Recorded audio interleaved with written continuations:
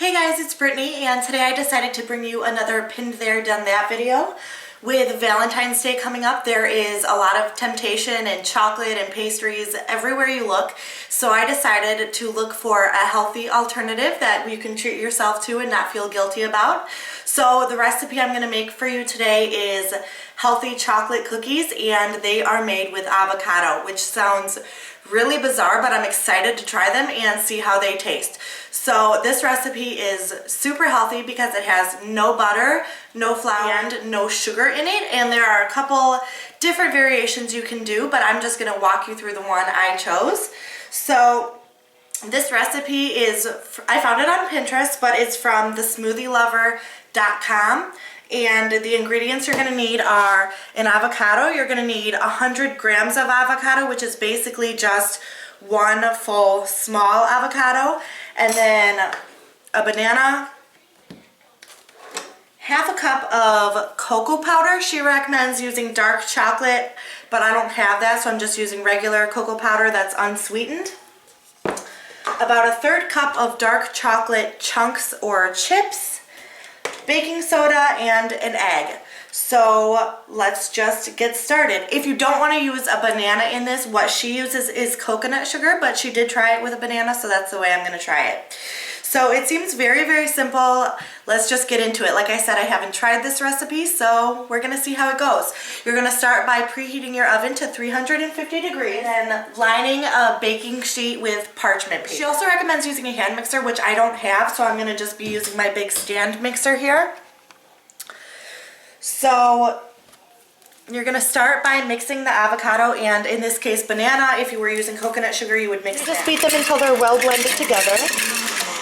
All right, well, that's smooth enough. Once the avocado and banana is nice and creamy, time to add the egg right in there and then blend that up really quickly. Okay, so now that the egg is blended in, you're just going to add about a half a cup of your cocoa powder. Ooh, I'm making a mess. Add in your cocoa powder, about half a cup.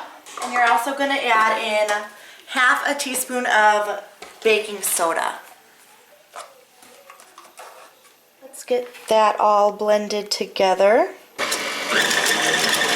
Ooh, make sure you start your mixer on low or else you're going to make a mess like I just did. Okay, now we have that all pretty well mixed together, and the last step is going to be to add your dark chocolate chunks or morsels or whatever you have, really. 50 grams or about a third cup. And I'm just going to do this with a spatula. Okay, so there you go. The batter is completely done at this point, and now you're just going to take your baking sheet with parchment paper and take 2 spoons and place dollops onto the baking sheet. So I have my cookie sheet with parchment paper, and I'm just going to start placing dollops on. So it didn't say in the recipe about how many cookies this is going to make, so just make them as big as you want, I guess. One thing you do have to keep in mind is these aren't going to spread like regular cookies, so make sure you pat them down a little bit and spread them out so they're not just big globs of cookie.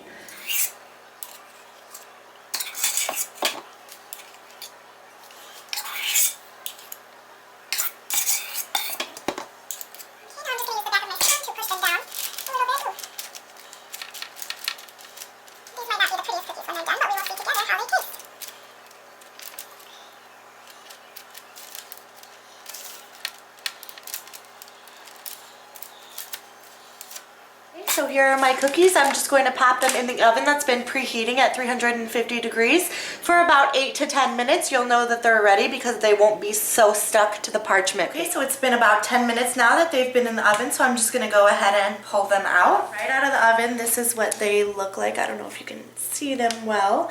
So they did puff up a little bit. I made them pretty large, so I'm just going to put them over here to cool down for a little bit. One of the things you're going to need to remember about these cookies is that they do need to be stored in the fridge in an airtight container.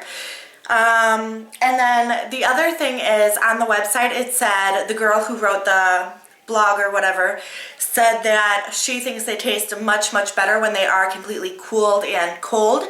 So Once they are done cooling a little bit, I am going to put them inside of a container and put them in the fridge, and I will taste test them once they are completely chilled. So I will be back for that. Okay, so the cookies are done baking. They have been cooling for a little while. I probably could have waited a little bit longer till they were actually cold, but I'm extremely impatient, so I just want to try these out and see how they are. This is how they look when they're completely done, and this is actually how they looked on the Pinterest page too, which makes me hope that I did it correctly. So let's just go ahead and give it a try.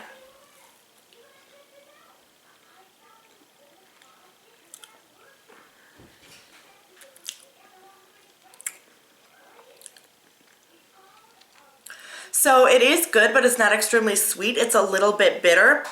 I don't think my daughter would like these, but I will definitely eat them. They are much less sweet than average cookies, but again, they have no sugar, no flour, no milk, anything like that. So they're a much healthier alternative.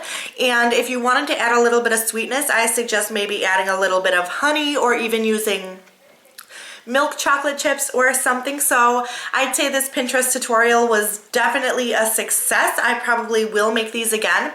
They did make about 12 good size cookies, so I think this recipe would be extremely easy to double or triple if you want more of them. And again, I will link the website down below that has this recipe on it, so make sure you check it out if you want to see other variations and other people's comments about them.